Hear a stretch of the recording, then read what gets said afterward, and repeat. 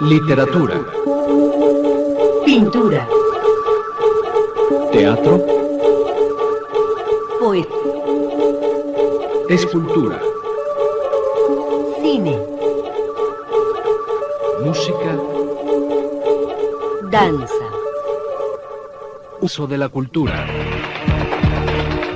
Las expresiones artísticas de nuestro tiempo en la voz crítica del escritor y periodista René Avilés Favila.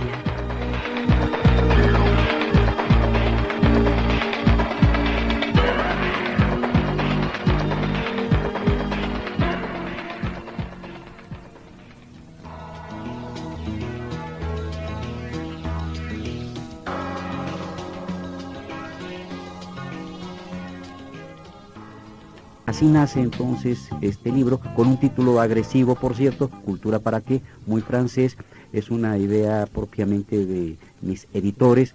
Yo tenía un título bastante más modesto y muy cercano a lo que es nuestra vida académica, René, es sencillamente un título que dice lo que tiene el trabajo, el ensayo. Cultura para qué me da la sensación de que debo de tener yo la respuesta, y ciertamente no hay respuesta, sino que hay una serie de planteamientos, de información, de estadísticas copiosas, numerosas, como tú habrás observado, sobre todo en materia económica. Me permitía hacer un análisis de 12 años del papel del Consejo Nacional para la Cultura y las Artes, de los recursos recibidos y de la forma como ha sido distribuido este gasto, y cómo se ha abordado una serie de temas a los que atiende el Consejo. La experiencia que tuve como secretario técnico fundador con Víctor Flores Olea en el Consejo Nacional para la Cultura y las Artes me proveía pues de elementos informativos del pasado, pero que había que transparentar a la luz de una larga administración que fue la de don Rafael Tovar y de Teresa, que posteriormente concluiría pues al finalizar el pasado sexenio. Yo vi que tu libro ha sido muy bien recibido por los periodistas culturales. Estoy sorprendido, sí. Sí, realmente lo recibieron bien, han tratado de crear incluso hasta una discusión interesante al respecto. Jorge, ¿quiere decir esto que CONACULT, el Consejo Nacional para la Cultura y las Artes, en sus pocos años de existencia que tiene, pero heredero a su vez de un importante proyecto nacional, está obsoleto? Acaba un siglo, inicia otro, hemos cambiado de gobierno, no está más el PRI, está un panista, Vicente Fox, han cambiado mucho las cosas. ¿Significaría que el sector oficial de la cultura necesitaría cambios profundos?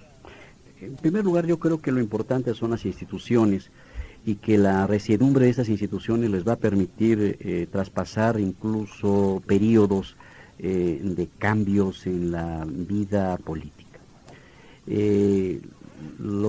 Las grandes instituciones culturales o los grandes ministerios de cultura, por caso el de Francia, que se inicia con un gobierno de derecha, procede con gobiernos de izquierda y así sucesivamente, subsisten precisamente porque hay detrás un trabajo profundo, una visión profunda de la cultura, del trabajo y del quehacer cultural, y está cubierto por copiosas instituciones que atienden el trabajo de manera muy certera. En el caso nuestro venimos de tener institutos que en su mejor momento tuvieron un brillo y un esplendor singular, que posteriormente se vinculan a una subsecretaría de Cultura, y que llegado el momento se concentran en el Consejo Nacional para la Cultura y las Artes, más allá de sus defectos jurídicos que son notables y que yo abordo aquí mismo en este libro, pero tienden a establecer algún tipo, digamos, de política de cobertura total, con nuevos programas, con una cierta tendencia de modernidad, y de acercarse de alguna manera a lo que hacían el Ministerio de España, concretamente, algo el Ministerio de Francia, el Ministerio de los Bienes Culturales de Italia, y cierta Nobel para ese momento, experiencia que estaba dándose en Colombia.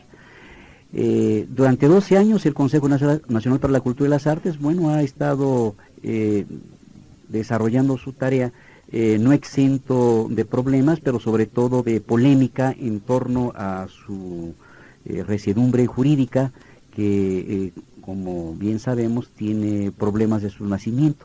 Los tiene, René, porque el Consejo Nacional para la Cultura y las Artes inicialmente estaba políticamente destinado a ser una Secretaría de Estado. Dicha Secretaría no se dio por condiciones políticas, seguramente, de equilibrios o de oportunidades o desoportunidades. De todo saber, el hecho concreto es que de ninguna manera se llevó al Congreso ninguna iniciativa en este sentido, ni siquiera todo este proceso del Consejo. Esto es en el periodo del presidente Salinas. En el periodo del presidente Zedillo, bueno, sencillamente se continuó sobre el status quo que se tenía y no se hizo ninguna modificación. Últimamente, pues, como bien sabemos, ha habido discusiones concretas, sobre todo sobre el hecho del órgano desconcentrado que es Conaculta, concretamente ante los institutos que son a la vez órganos desconcentrados, pero que se comportan como organismos descentralizados, y esto jurídicamente tiene diferencias muy importantes.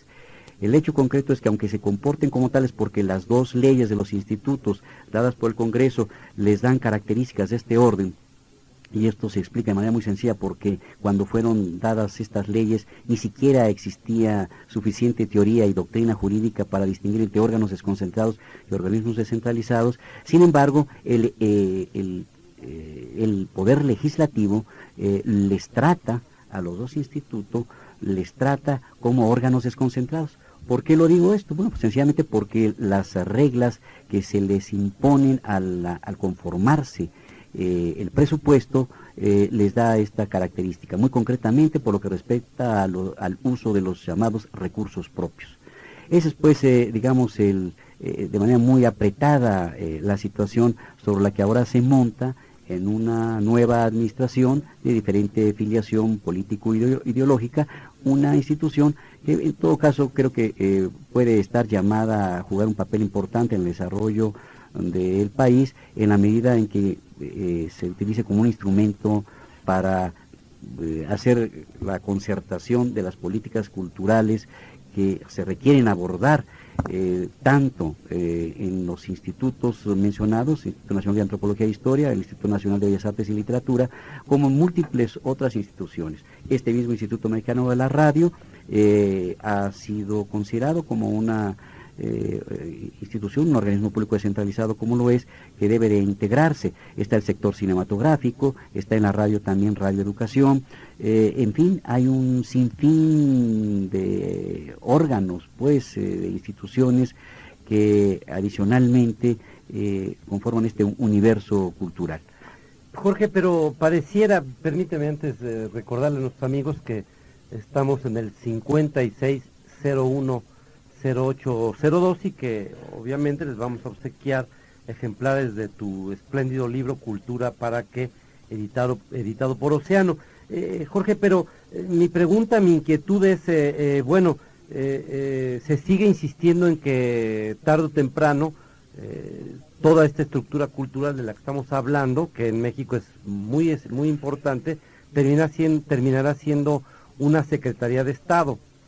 Por lo pronto tiene las mismas características que se le dio en la época de Carlos Salinas de Gortari, que tuvo con Zedillo, y ahora, bueno, pues hay como una especie de impasse o una especie de compás de espera para saber qué va a ocurrir. Muchos intelectuales se quejan, aquí de pronto hemos invitado a pintores, a músicos, a escultores, muchos de ellos amigos tuyos, y de pronto se inconforman, no les gusta cómo se maneja la cultura desde la perspectiva panista, porque les da la impresión de que no hay probablemente una continuidad importante en función de los intereses históricos del país, de un lado, y del otro, bueno, pues seguramente también no se sienten bien representados. El libro, tu libro Cultura para qué, nos propone, y esto te lo pregunto muy abiertamente, nos propone un nuevo modelo, pero también nos llevaría a este campo tan discutible de si se convierte en una Secretaría de Estado toda nuestra infraestructura cultural. En realidad lo que yo aporto es un examen y un análisis transversal de la situación que priva en diferentes aspectos de la cultura. Aspira en todo caso a alguna visión y cambio sustancial en aspectos que están más cerca del fondo que de la forma. A mí personalmente, y finalmente lo planteo en el libro, no me preocupa tanto la forma. Me parece que se ha entrado a una discusión bastante caprichosa respecto a la necesidad de tener una secretaría. Yo lo he mencionado en diferentes ocasiones, la idea bastante ingenua políticamente de creer que porque es una secretaría va a tener un mejor trato en la distribución del presupuesto, es la verdad eso, una ingenuidad, porque precisamente el caso que los favorecedores de esta idea aducen tanto, que es el caso de Colombia, es precisamente el caso que nos muestra que esto no tiene la menor importancia. La cultura en Colombia la hace el Banco Central, el gran promotor de la cultura seria, en forma, la hace el Banco Central de Colombia, no la hace de ninguna manera el ministerio. Es un ministerio siempre carente de recursos, siempre apocado, siempre con necesidades ingentes y que no resuelve el problema. Insisto en que el hecho de que los gobiernos se autoproclamen de izquierda o de derecha no cambia tanto la sustancia si el fondo de una institución está bien conformado. Y el caso muy concreto pues es el de Francia. André Malraux en 59 inicia este ministerio y a lo largo de estos años ha cambiado de nombre, pero lo importante es que sigue siendo el Ministerio de Cultura por excelencia. Sí he encontrado en la investigación que los gobiernos de izquierda, sobre todo el español, el francés, en algunos casos en Grecia mismo, sucede que los gobiernos de izquierda elevan de rango la institución o concretamente el segmento gubernamental que atiende a la cultura. Y que los gobiernos de derecha tienden a disminuirlo en el rango. Como tú sabes, en la visión constitucional europea, en su gran mayoría, los ministerios son lo que aquí serían secretarías, y las secretarías allá vienen a ser lo que aquí son las subsecretarías. En todo caso, hay una disminución o elevación de la jerarquía, pero de la jerarquía burocrática. El cambio no está propiamente en esto. Así que a mí me ha parecido que es una discusión en la que nos estamos desgastando innecesariamente. Si es secretaría, excelente, qué bueno que sea secretaría, pero no por ser secretaría las cosas van a ser mejores. Lo que hay que realmente pensar es cómo se van a resolver problemas de fondo, como es la distribución, la descentralización de los recursos, verdaderamente impulsar la estructura intangible que sostiene realmente a la cultura mexicana, cómo atender a los jóvenes, qué nuevos instrumentos hay, cómo considerar que los jóvenes ahora están suspendidos en el ciberespacio y que finalmente están siendo muy atraídos por una cultura globalizante donde no hay diferencias y donde además se cosifican muchos de estos productos y bienes. Sin embargo, no veo yo una política, por tratar un solo tema, una política orientada a darle a los jóvenes la posibilidad de entrar a esta cibercultura, y nosotros además tener la responsabilidad de subir, como se le llama en la jerga, al ciberespacio, todos los elementos culturales, visuales, sonoros y sobre todo textuales, que permitan apreciar, reapreciar, valorar, revalorar nuestra cultura o nuestras culturas, para hablar con mayor propiedad. Estos son los cambios que yo creo que son importantes. Lo demás es forma. Bueno, vamos a un corte. Les recuerdo que estamos hablando con Jorge Ruiz Dueñas, que dos de sus editoriales, Océano, nos ha entregado ejemplares de su libro Cultura para qué, y desde luego también la UAM, la Universidad Autónoma Metropolitana, junto con la editorial Verde al Lago, también tuvo a bien darnos ejemplares para ustedes de un libro espléndido, ensayo, ficción, qué sé cuántas cosas, de Jorge Ruiz Dueñas, Tiempo de Ballenas. Nuestro teléfono es el 56010802. ¿Sigue siendo usted colaborador del Búho? ¿Por qué nace y por qué nace este libro Cultura para qué? Bueno, ya lo mencionamos, ¿verdad? Ya lo mencionamos. Bueno, pues también eres colaborador del Búho, no tan asiduo como deberías de serlo, pero voy a hacer un reproche. Aquí voy a entregar material con mayor asiduidad, lo prometo públicamente. Aquí. Mira, yo aquí, a ver, fue desde luego, a ver, regreso. Fue, bueno, Israel Orejas Galván, él te lo recrimina, es un miserable, pero bueno. Hugo Cerrillo, de la Unidad Santa Fe, saludos y felicidades por el invitado de lujo. Muchas gracias. Pues gracias a Hugo Cerrillo, bueno, ya está diciendo Jorge que muchas gracias. Rosa Marta Mota, de Coyoacán, felicidades René, el número más reciente de Universo del Búho está excelente. Espero que se refiera a este que está circulando, que es el número 16, en donde aparecen materiales justamente sobre el tema, ¿no? Sobre el tema de la difusión cultural y uno artículo largo mío, ¿no? Sobre la cultura desde la izquierda. Esto conmueve mucho, desde luego, a los viejos izquierdistas. Todos lloramos, pero sí. Es muy importante porque además una de las enormes cuestiones que hay que entender es que el funcionario público, en particular el funcionario cultural, bueno, tendemos a tener una piel demasiado delgada, y la crítica debe ser siempre muy bienvenida. Claro. Bueno, antes de continuar, les recuerdo que nuestro número telefónico es el 56010802, y bueno, por ahí me están haciendo señas obscenas de que nos queda algunos ejemplares de Tiempo de Ballenas. No, ya de Tiempo de Ballenas no nos queda nada. Te dije, maestro, la gente ama más la literatura que la promoción cultural. Me parece muy bien. Yo también me voy a pedir, es un libro bellísimo, El Tiempo de Ballenas, vuelvo a elogiarlo. Es una bellísima coedición entre la editorial Verde al Lago. Bueno, aquí hay toda la historia, todo lo que usted quería saber sobre las ballenas y no se atrevió a preguntar. Bueno, aquí está, con ediciones muchísimas. Realmente es un libro muy bello, pero ¿para qué lo sigo anunciando si ya no hay ejemplares? Si ya no hay ejemplares, pero hay en las librerías, naturalmente. Sí, de ahí que lo tendrán que comprar. Quedan unos cuantos de Cultura para qué. Voy a tener que rematarlo. Bueno, Cultura para qué. Seguimos con la cultura. A ver, Javier Esquivel, de Coacalco, Estado de México. René, es muy poco tiempo, 1 hora a la semana, Universo de la Cultura. Ojalá tuvieras 3 horas a la semana o más.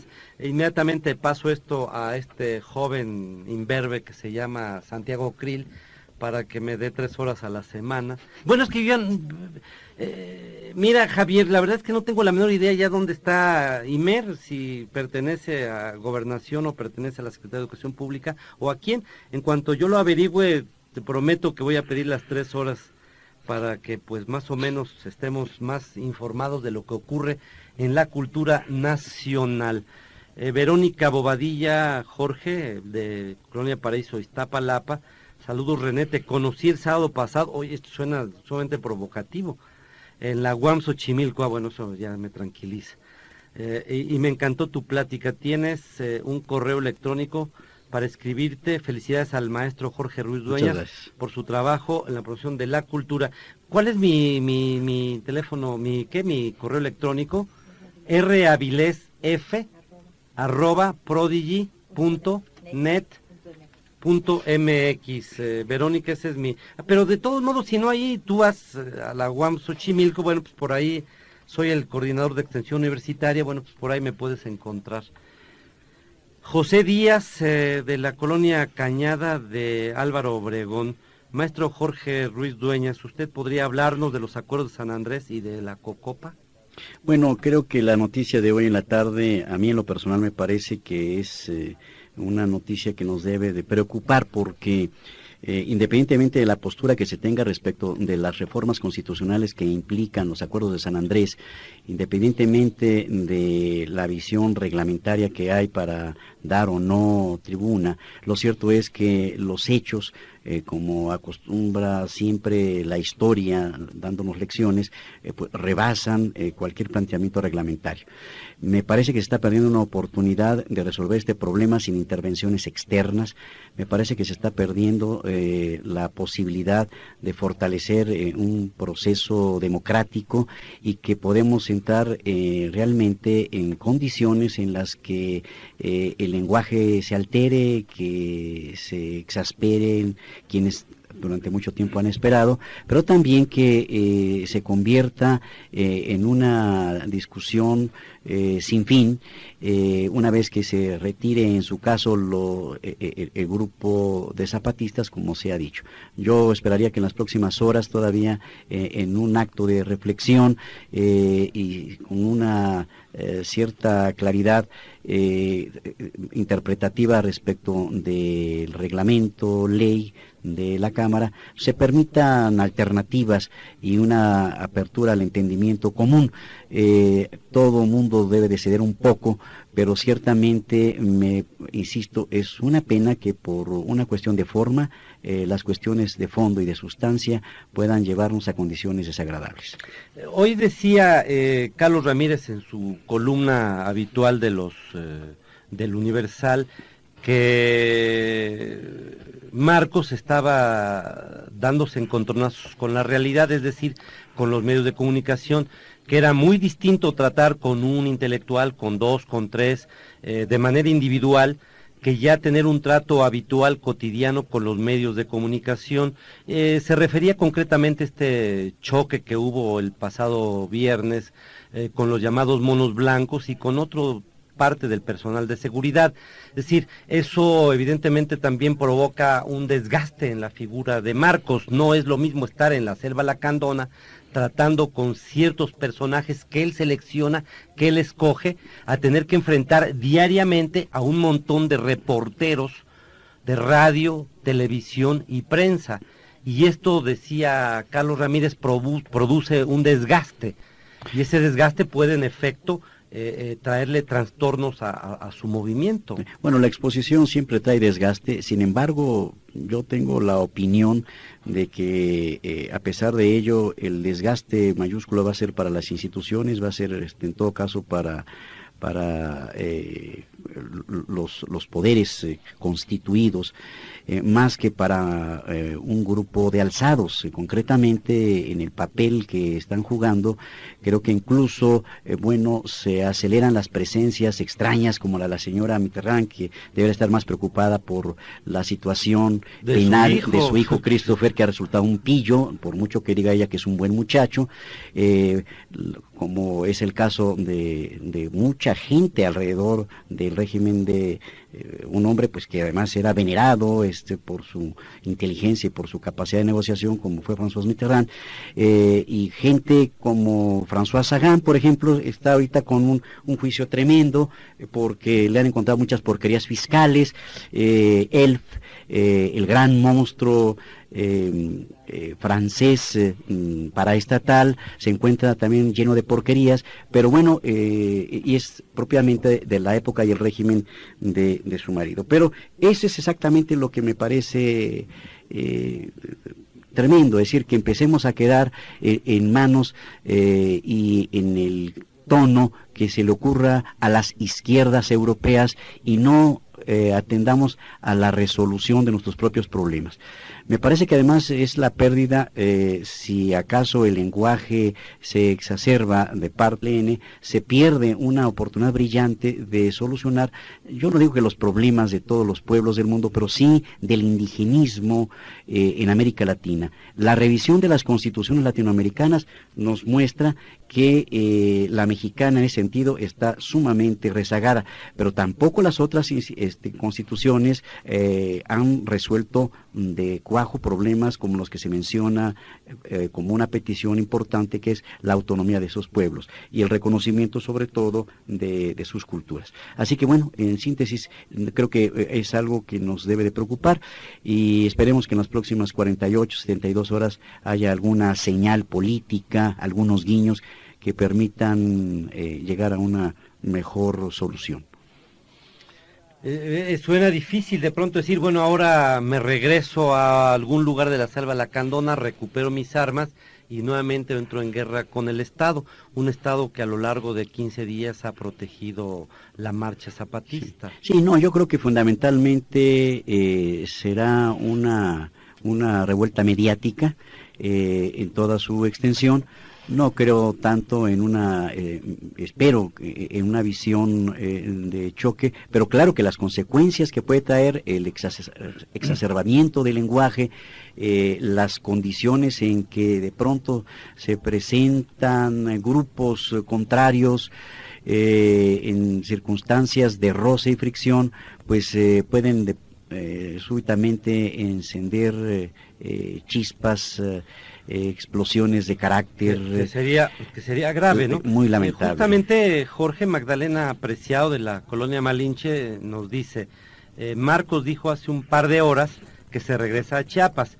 Cuando le preguntan al presidente Fox sobre estas declaraciones, parecía que no se había enterado todavía. Se notó sorpresa por la noticia.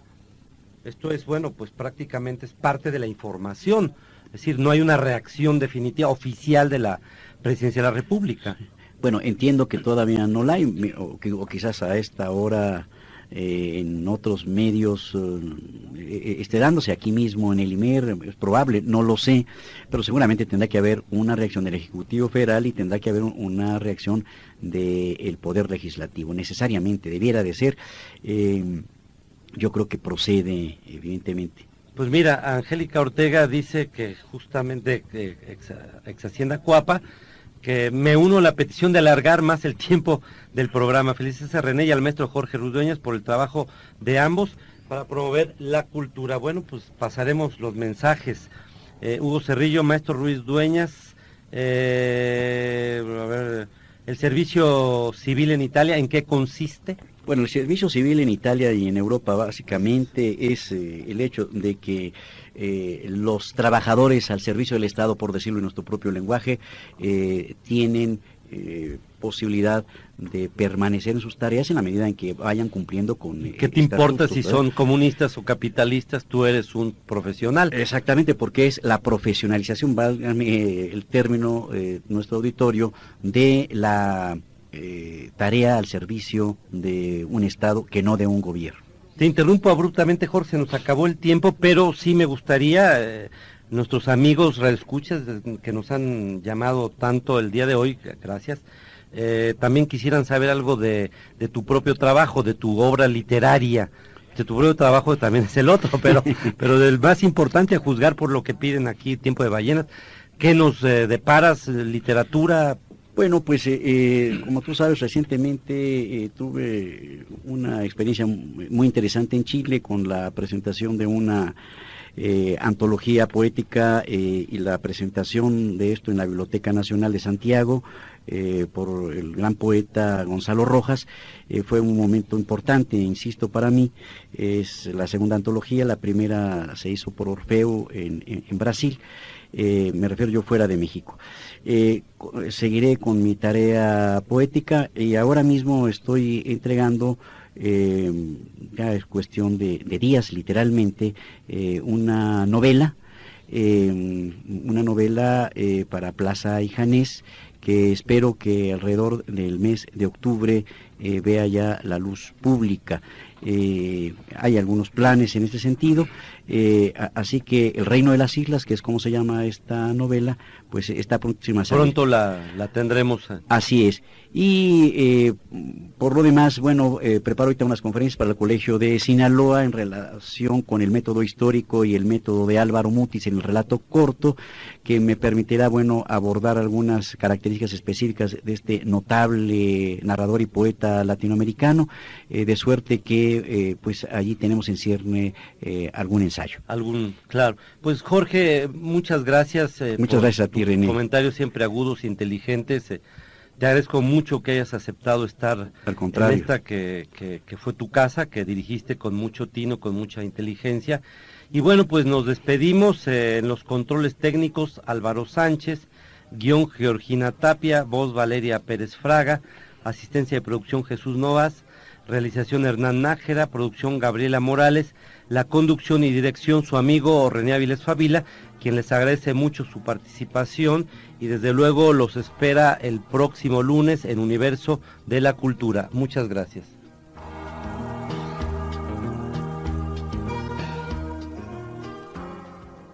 El Instituto Mexicano de la Radio presentó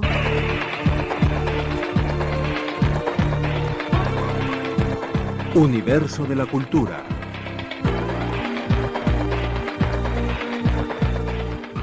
expresión crítica de las disciplinas artísticas.